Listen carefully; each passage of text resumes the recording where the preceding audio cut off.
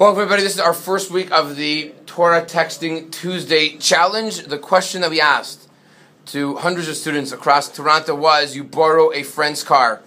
You borrow the car, you take it out for a drive. While you are driving, a nail from the side of the road punctures the tire of the car, and the tire rips, and now the question is, who pays to fix the tire of the car? I received responses from over 35 people. That is a new record after starting last year, and here is the answer. The answer is, of course, much more complicated than you think.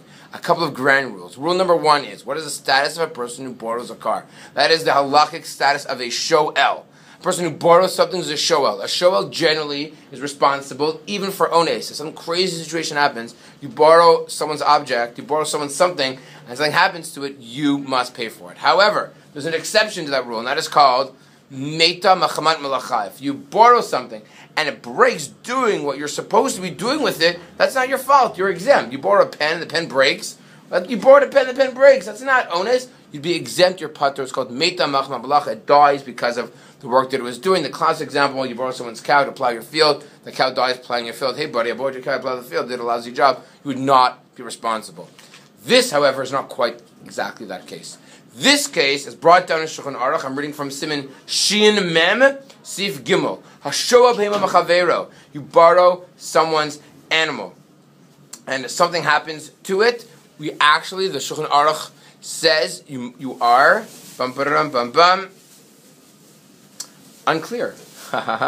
There seems to be a machloket in the Ramah and the Shulchan Aruch. What is the status when something extraneous, the nail, affects the actual animal, or in our case, affects the car? Is that considered driving on the road is normal what I do? There are often nails on the road. It's understood that the guy who lends you the car, those are dangers that are out there that might happen to the car? Or do you say, what are you talking about?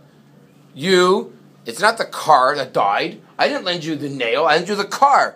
Something else affected the car. That's a classic case of ones. That's a classic case of something external damaging my item. You need to be responsible, and you need to pay me for it. So it's a machloket. The Rosh obligates. The Ramah with the hay and the Trumat Deshen, it actually says that you are exempt because it's not in the actual chifetz hanishal. And what do you do, ladies and gentlemen, in a situation where you have a machloket when it comes to monetary matters? What's the answer? You do not pay. You